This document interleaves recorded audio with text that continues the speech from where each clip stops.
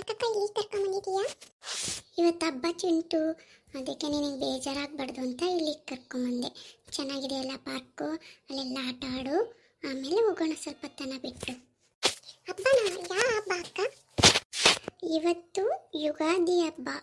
ಅಂದರೆ ಎಣ್ಣೆ ಸ್ನಾನ ಮಾಡಿ ಮನೆಯಲ್ಲಿ ಸ್ವೀಟ್ ಮಾಡ್ತಾರೆ.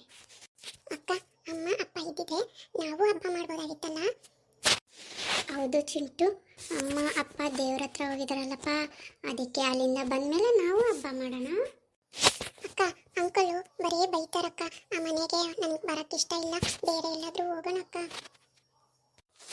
ಹಂಗೆಲ್ಲ ಅನ್ಬಾರ್ದು ಚಿಂಟು, ಸ್ವಲ್ಪ ದಿನ ಚಿಂಟು, ಸ್ವಲ್ಪ ದಿನ ಅಲ್ಲಿದ್ದು ಆಮೇಲೆ ನಾವೆಲ್ಗಾದ್ರೂ ಹೋಗೋಣ. ನಿನಗೆ ಒಳ್ಳೆ ಸ್ಕೂಲಿಗೆ ಕಳಿಸ್ತೀನಿ, ನಾನು ಕೆಲಸ ಮಾಡಿ ನಿನ್ನನ್ನು ಚೆನ್ನಾಗಿ ನೋಡ್ಕೊತೀನಿ. ನಾನು ನಿನ್ನ ಜೊತೆ ಕೆಲಸ ಮಾಡ್ತೀನಿ ಅಕ್ಕ, ಇಬ್ಬರೂ ಕೆಲಸ ಮಾಡೋಣ. ಬೇಡ ಚಿಂಟು, ನೀನು ಚೆನ್ನಾಗಿ ಓದಿ ದೊಡ್ಡ ಸಾಹುಕಾರ ಆಗಬೇಕು, ದೊಡ್ಡ ವ್ಯಕ್ತಿ ಆಗಬೇಕು ಚಿಂಟು. ಅಪ್ಪ ಅಮ್ಮನೂ ಅದೇ ಹೇಳ್ತಿದ್ರಲ್ಲ, ನಾನು ನಿನ್ನನ್ನು ಓದಿಸ್ತೀನಿ. ನೀನು ಫಸ್ಟು ಈಗ ಆಟ ಆಡು, ಆಮೇಲೆ ಅಂಕಲ್ ಮನೆಗೆ ಹೋಗೋಣ. ಅಲ್ಲಿ ಅಕ್ಕ ಅಂಕಲು ಇರ್ತಾರಲ್ಲ, ಅವ್ರು ಮತ್ತೆ ಬೈತಾರೆ ಚಿಂಟು, ಬೇಗ ಆಟ ಆಡು.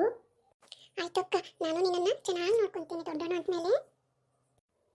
ಆಯಿತು ನೋಡ್ಕೊಳ್ಳೋ ಅಂತೆ. ಈಗ ಆಟ ಆಡು ಚಿಂಟು, ಹೋಗೋಣ. ಸ್ವಲ್ಪ ಹೊತ್ತು ಆಟ ಆಡ್ಬಿಟ್ಟು ಮನೆಗೆ ಹೋಗೋಣ ಚಿಂಟು. ಅಕ್ಕ, ಅಪ್ಪ ಅಮ್ಮ ಇದ್ದಿದ್ರೆ ಎಷ್ಟು ಚೆನ್ನಾಗಿರ್ತಿತ್ತಲ್ಲ ಅಕ್ಕ?